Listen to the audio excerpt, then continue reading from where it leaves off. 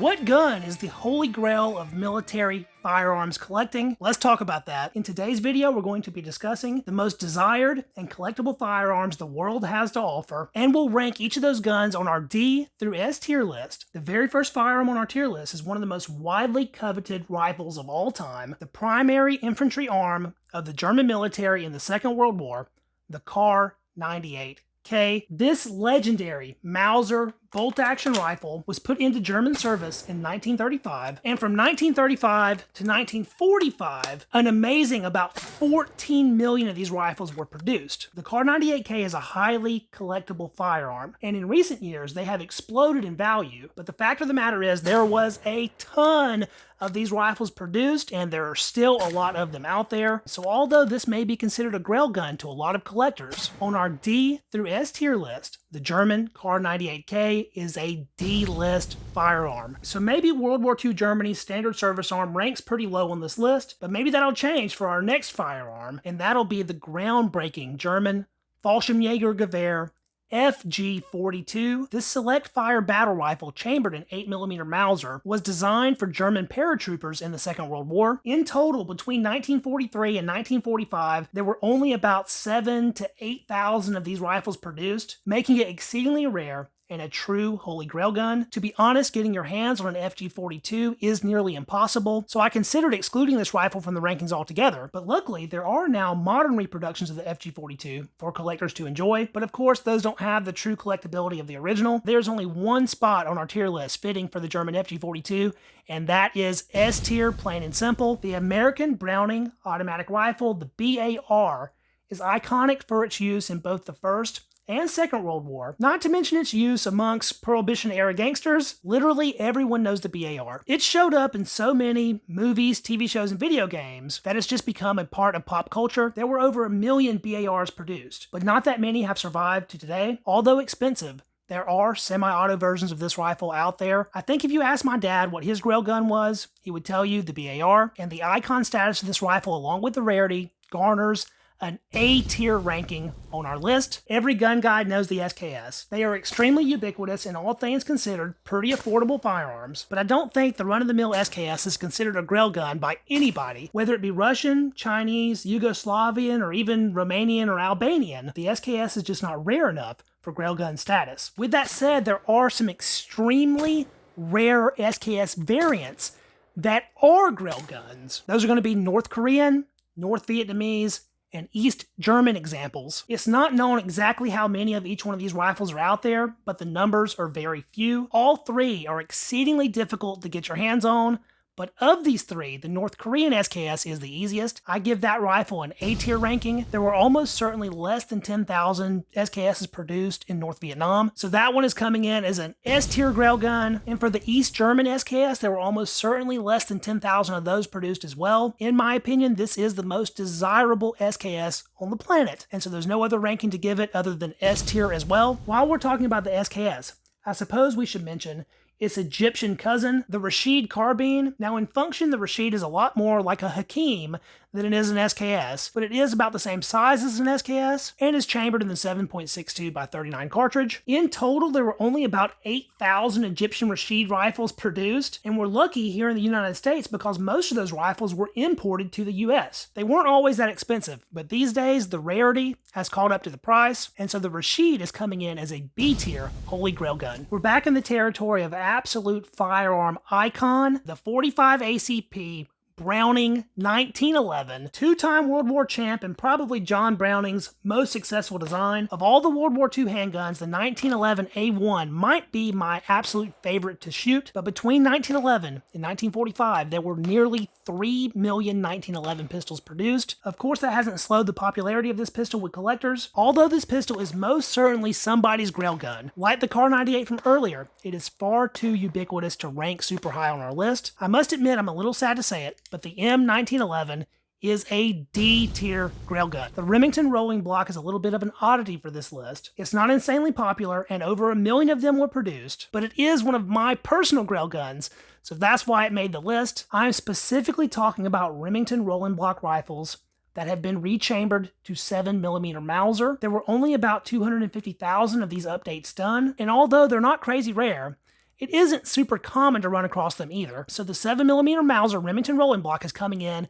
at C tier. And that leads us over to another single-shot breech loader, the Martini Henry. There were about 1 million Martini Henrys produced in total, and these guns have an awesome history of military service, especially in the Zulu War. But the Martini Henry that I'm specifically interested in are those that underwent the update to the .303 British cartridge for World War I. Like the 7mm rolling block, .303 Martinis are not super rare, but for me personally, it's a Grail gun all the same. So I will just barely sneak the .303 Martini Henry in the list at D tier. The German Luger has long been one of, if not the most collectible handgun. I hate to say it, but unfortunately I don't yet have one in my personal collection. There are so many individual sub-variants and features of Lugers that make them super collectible. But as a whole, between World War I and World War II, there were like 3 million Lugers produced. So I love the Luger and wish I had one, but there's so many out there that it hurts its ranking. The best I can give the Luger as a group is C tier, but there are specific variants that would rank far higher than that. For instance, the long-barreled artillery Luger is most certainly a Grail gun. They were only produced from 1914 to 1918, and they are really sought after amongst collectors these days, so the artillery Luger specifically comes in B tier in my opinion. The French Lebel rifle with super long cruciform Rosalie bayonet is an icon of the First World War. In fact, this rifle, accompanied by its bayonet, may be the most iconic single firearm of the First World War and resistance against the Central Powers. In 1886, this was a groundbreaking smokeless powder rifle, and it served the French all the way until World War II. But the First World War was really its heyday, although at that point it was already pretty long in the tooth. In all, there were about 2 million Lebels made, and that seems like a lot, but really not all that many of them survived to be surplused out, and it's not super common to run across one here in the US. They're fairly expensive rifles, coming in at about $1,000 plus, but in terms of being a Grail gun, the French Lebel, even with Rosalie bayonet, is still D tier. The 7.62 NATO FN-FAL is a Grail gun for a lot of people. I know I wish I had one. It was produced by and for many countries around the world, so there are a lot of individual variants of the FAL. Some are quite rare, like the Canadian FAL, but in all there were like 7 million FAL rifles produced, so this Cold War battle rifle is getting a C tier ranking. Like the SKS, the Mosin nagant is beloved by collectors, but there are just too many of these rifles for it to really be considered a Grail gun. If we had to have a Grail gun Mosin nagant, I think it would probably be the PU sniper variant of the M9130. It has shown up in so many video games and movies, and was basically the co-star in Enemy at the Gates. I remember back when they were crazy easy to find and were only about $400, but these days they've become a lot more scarce and valuable, and I do think the PU Mosin is a Grail gun at this point. However, the best ranking I can give it on our list is C tier. Since we're talking 7.62x54R, I suppose I have to mention the SVD Dragunov rifle. There have been a lot of Dragunovs produced, maybe as many as 1 million, but they are ridiculously rare and expensive here in the US. I mean, we're talking many thousands of dollars for a true SVD. It is a Grail gun for me, but there's no way I can afford one. The Dragunov designated marksman's rifle is an A tier Grail gun, in my opinion. The Romanian PSL is like a poor man's Dragunov. Of course, it's just an AK scaled up to 7.62x54R, where the Dragunov is its own specific design. If we reverse time about 10 years, there's no way I would consider the Romanian PSL in any way to be a Grail gun. However, these days, they have really jumped up in price, coming in at about $2,000, and so since a real Dragunov is so hard to get your hands on, I suppose the Romanian PSL may be a Grail gun for someone. I still couldn't see it ranking any higher than D tier though. The AK is the most successful firearms design of all time. If you add them all up, there's been between 75 and 100 million of these rifles produced worldwide, and although it may be infamous, the AK-47 is an icon of the 20th century. As a whole though, there are just too many AKs out there for it to really be considered much of a Grail gun. If you had to rank it, I would say the AK is D tier. Like the SKS though, there are specific variants of the AK that are a lot more collectible. Pre-ban Chinese Type 56 AKs by Polytech are among those that have become very collectible. Those rifles will not have a thumbhole stock like this Mag 90, and will still be equipped with their original spike-style folding bayonet. Type 56 pattern Polytechs are fetching like 2,000 plus. So I would say that version of the AK is a C-tier Grail gun. Egyptian-made Mahdi AKs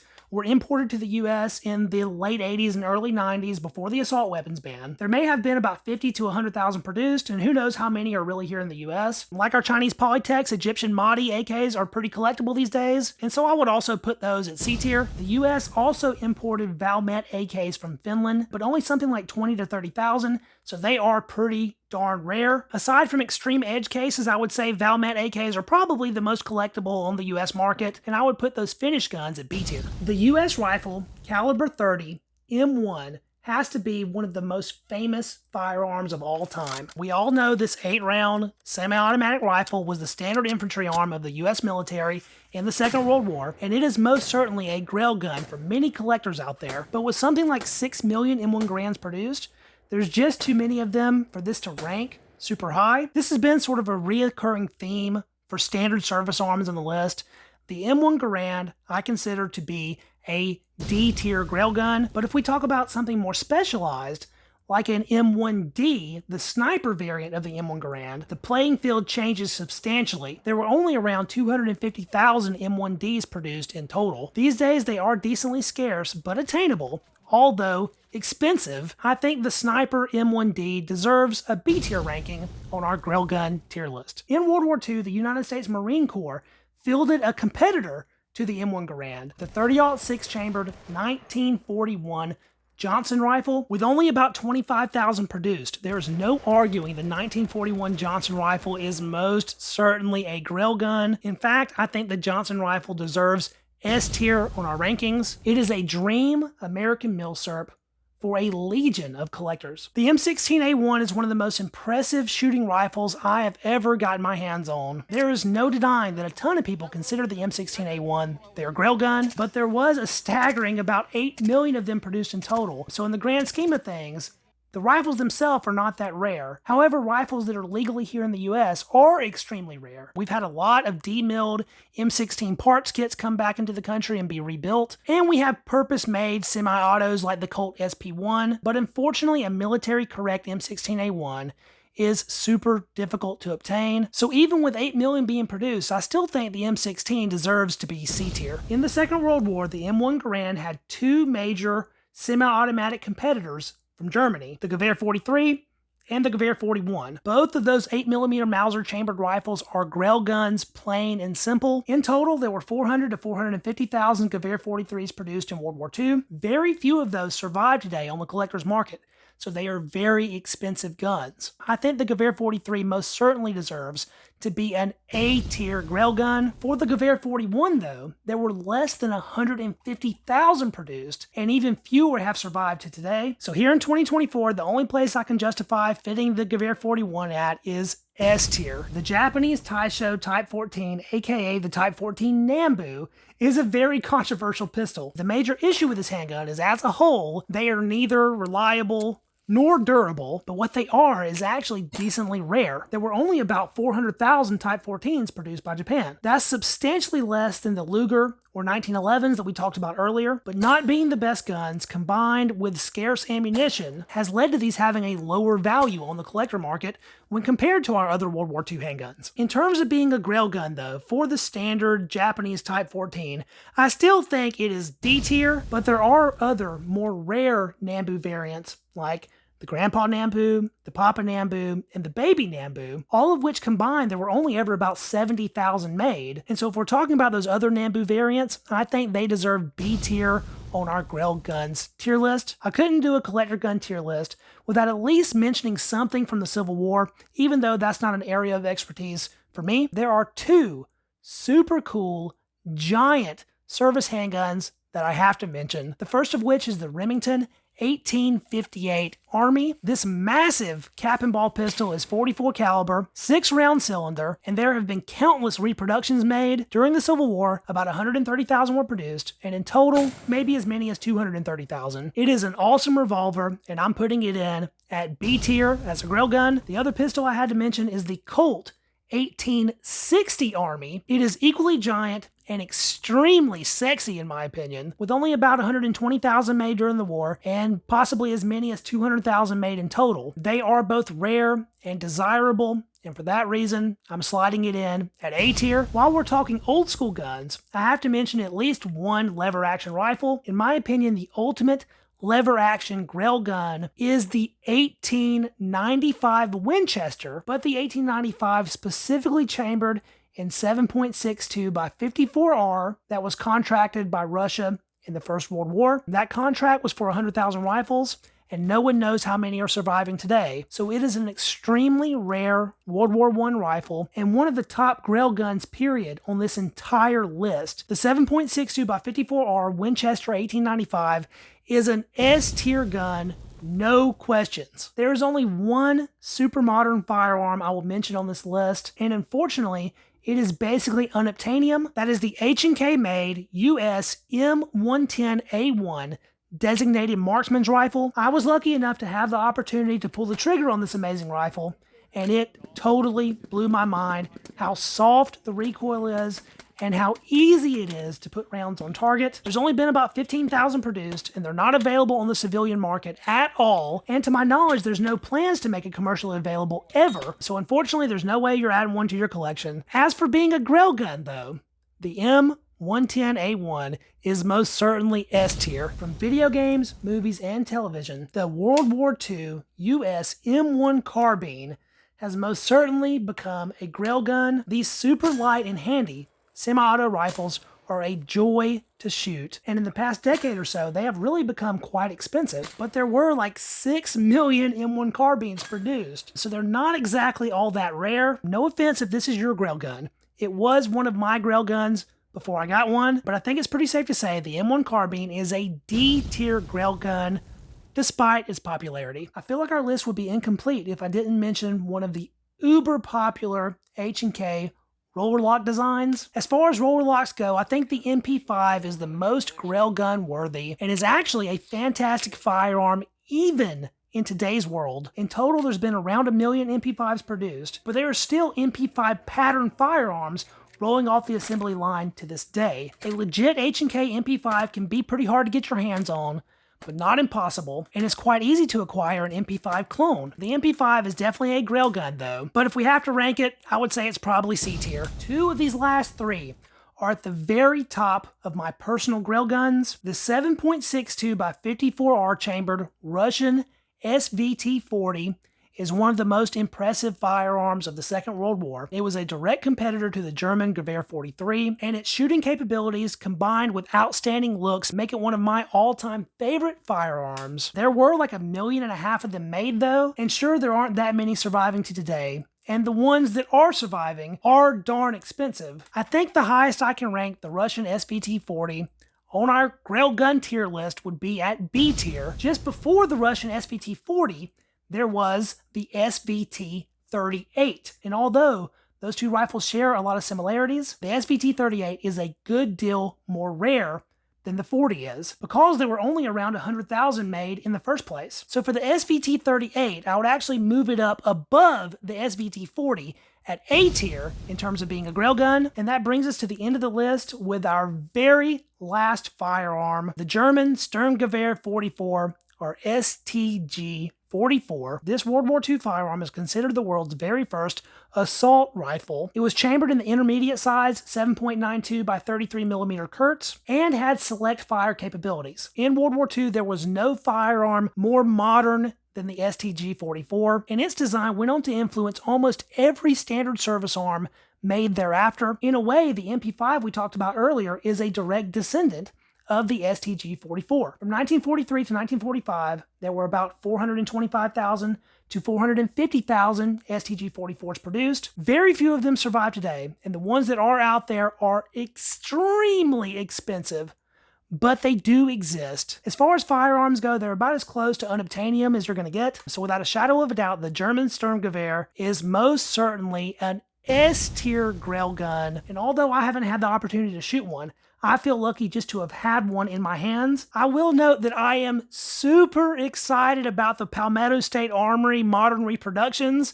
of the STG44. In my mind, that's about the most exciting new production firearm, period, and I really hope to be able to shoot one of these days. So that was our D through S tier list, ranking some of the most sought after collector firearms there are. I want to know what you guys thought about the list down in the comments. Did I get it right, or am I way off base? And did I forget anything? And while you're down there, be sure to let me know what your personal Grail guns are. If you enjoyed the video, don't forget to hit the thumbs up to help it with the algorithm. Subscribe to the channel so you don't miss any of my future military surplus firearms content and tier list videos. And I will catch you guys in the next video. See you then. Peace.